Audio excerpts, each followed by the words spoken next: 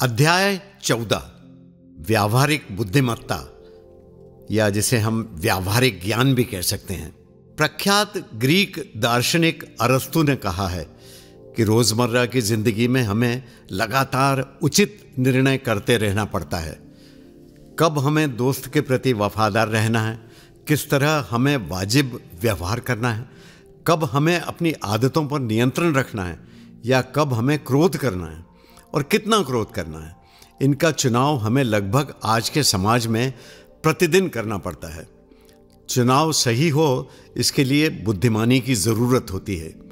मुद्दा कम गुस्से या ज़्यादा गुस्से का नहीं रहता, पर अपने लक्ष्य की प्राप्ति के लिए गुस्से के नियंत्रण का रहता है। इस तरह का चुनाव करने के लिए अनुभव की ज़रूरत होती है। अरस्तु ने लक्ष्य प्राप्ति के लिए किए गए अभ्यास को टेलोज नाम दिया था। किसी भी काम के लक्ष्य को कार्य के रूप में परिणत करने के लिए व्यावहारिक ज्ञान की ज़रूरत होती है। अरस्तु इसीलिए कहते हैं कि व्यावहारिक ज्ञान अर्जित करना न केवल समाज के लिए फायदेमंद होता है, बल्कि हमें इससे आनंद की अनुभूति भी होने लगती है। मैं यह तो नहीं कह रहा कि यह व्यावहारिक ज्ञान हमें होना ही चाहिए, पर हाँ, मैं ये ज़रूर कहूँगा कि ज़िंदगी को चमकाने व तराशने के लिए इसका होना अच्छा है। व्यावहारिक बुद्धिमत्ता मनुष्य की वह उपलब्धि है जिसके बल पर किसी लक्ष्य प्राप्ति के लिए नियत परिस्थितियों में सही निर्णय लिया जाता हो। इस क्षमता में अगर हम दूसरे व्यक्ति की भावनाओं को भी समझकर निर्णय लें तो परिस्थिति को सही परिप्रेक्ष्य में समझने का मौका मिलेगा। ये कभी नहीं भूलना चाहिए कि बुद्धिमानी को भावनाओं की दासी बनकर कार्य करना चाहिए, न कि स्वामी बनकर। भय, आत्मविश्वास, इच्छाएं, क्रोध, तरस खाना, खुशी और पीड़ा, चाहे ये सब कम हों या ज़्यादा, उस पर संतुलित निर्णय करना सर्वश्रेष्ठ नीति है। बुद्धिमानी भी दो प्रकार की होती है। सैद्धांतिक बुद्धिमानी, प्रयोग की जा सकने वाली बुद्धिमानी, जिसे अंग्रेजी में प्रैक्टिकल विजडम भी कहते हैं। सैद्धांतिक बुद्धिमानी बने बनाए नियमों उसूलों पर चलती है, जबकि प्रायोगिक बुद्धिमानी परिस्थिति का आकलन करके अपनाई गई नीति के रूप में प्रकट होती है। यह व्यावहारिक बुद्धिमत्ता अलग अलग परिस्थितियों में भिन्न भिन्न होती है। मेरे एक वकील मित्र हैं, खैर ख्वाह भी हैं और सच्चे सलाहकार भी। किसी को नाराज़ होकर मैं एक केस दर्ज कराना चाहता था। उन्होंने कहा, देखो भाई, नुकसान होगा, अब तुम ही सोच लो। मेरी तो सलाह है कि तुम सही भी हो और नुकसान उठाना पड़े तो भी उठा लो। दिमाग की शांति के लिए ये कीमत ज़्यादा नहीं है। उनकी बात मेरे समझ में आ गई। आप ज़िंदगी में हर किसी से झगड़ा मोल नहीं ले सकते। केस करके मामूली फ़ायदे के एवज में शांति खो देना उचित नहीं था, अतः सही होते हुए भी समझौता किया। प्रायोगिक बुद्धिमत्ता का ये एक उदाहरण था। फायदे नुकसान को तौलकर परिस्थिति जन्य उचित निर्णय लेना ही व्यवहार कुशलता है। सैद्धांतिक बुद्धिमानी कहेगी कि चाहे कुछ भी हो, अपने हक व सच्चाई के लिए लड़ते रहना जरूरी है। दूसरा उदाहरण एक छोटे बच्चे का मैंने कहीं पढ़ा था। उसकी माँ चढ़ाव पर से गिर गई थी। बच्चा अकेला था, माँ दर्द से कराह रही थी। बच्चा भागता हुआ पड़ोस के एक चिकित्सक के पास पहुंचा और कहा, मेरी माँ गंभीर है, सीढ़ी पर से गिर गई है, चोट लगी है, दर्द से तड़प रही है, जल्दी चलो ना डॉक्टर अंकल। चिकित्सक तब चाय पी रहा था। बोला, बेटा चाय पी लूं फिर चलता हूं। भोला बालक अब बेफर पड़ा। अगर आपकी माँ इस तरह सीढ़ियों पर से फिसल जाती और दर्द से छटपटा रही होती तो क्या तब भी आप चाय पूरी करके जाते?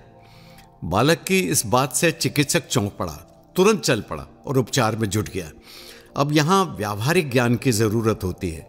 डॉक्टर का कर्तव्य यह है कि पेशेवर अंदाज में मरीज का कष्ट निवारण करे, पर उसने सोचा कि वो भी एक इंसान है, चाय पीकर जाने में क्या हर्ज है।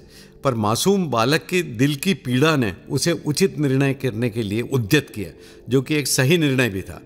अतः प्रतिदिन हमें अपनी ज़िंदगी में ऐसे निर्णय लेने ही पड़ते हैं।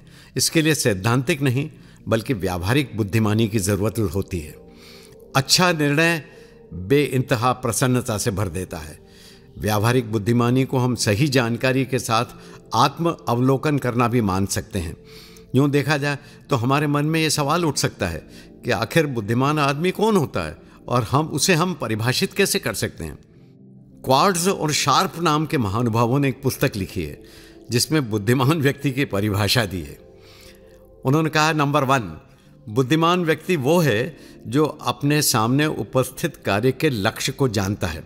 उसको ये भी मालूम रहता है कि जिन लोगों की वह सेवा कर रहा है उनकी आवश्यकताएं क्या हैं।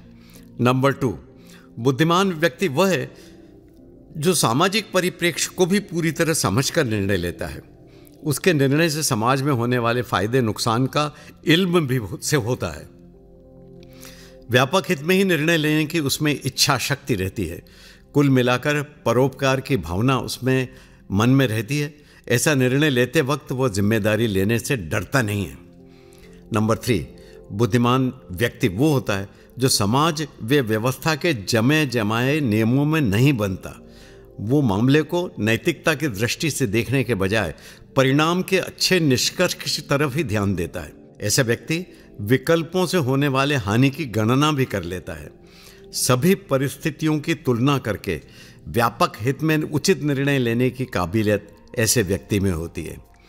नंबर 4, इस श्रेणी का व्यक्ति चाहे वो विद्यार्थी हो, मरीज हो, मित्र हो या सामाजिक कार्यकर्ता, वह दूसरों के दृष्टिकोण का आदर करने के बाद ही निर्णय लेता है।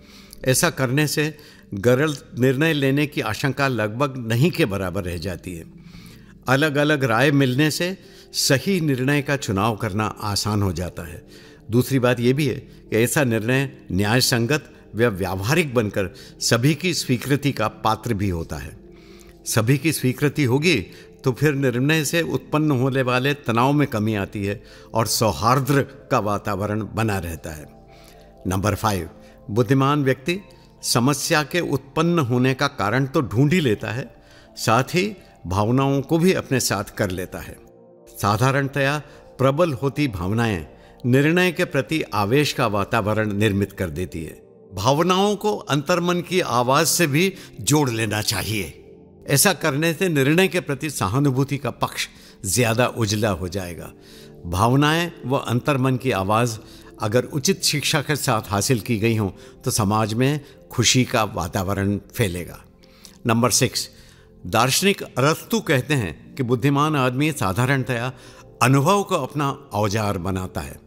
व्यावहारिक रूप से बुद्धिमान व्यक्ति एक ऐसे शिल्पकार की तरह है जिसे बराबर इसका प्रशिक्षण दिया गया हो।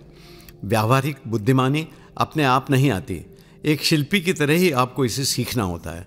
अरस्तु कहते हैं कि अगर आप साहसी बनना चाहते हैं तो आपको साहस के कार्य करके दिखाना होंगे, तभी आप साहसी हो पाएंगे। यही सूत्र ईमानदारी, न्याय, वफादारी, सुनवाई व सलाह मशविरा के वक्त भी काम करता है।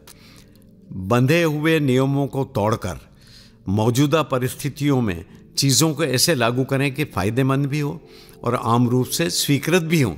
इसे ही प्रैक्टिकल विजडम या व्यावहारिक कुशलता कहा जाता है। महान दार्शनिक अरस्तु का व्यावहारिक बुद्धिमानी का यह फार्मूला सर्वकालीन सहमति प्राप्त करता हुआ दिखाई देता है। सबसे बड़ी बात यह है कि व्यावहारिक कुशलता से सभी दूर खुशी की महक फैलती है। खुशी इसलिए फैलती है कि सही निर्णय होते हैं। खुशी प्राप्त करना मनुष्य की आदिम इच्छा में हमेशा शामिल रहता है। आप खुश रहेंगे व आनंद की तरंगों में रहेंगे तो पर्यावरण व इर्द गिर्द के वातावरण को भी सुरक्षित बनाएंगे। तनाव दूर भागेंगे, भय के वातावरण से किनारा मिलेगा। ईर्ष्या व द्वेष जैसे दुर्गुण दूर होंगे, क्रोध को भी वश करने में सफलता मिलेगी और कुल मिलाकर व्यावहारिक कुशलता से जीवन जीने की गुणवत्ता में सुधार होगा।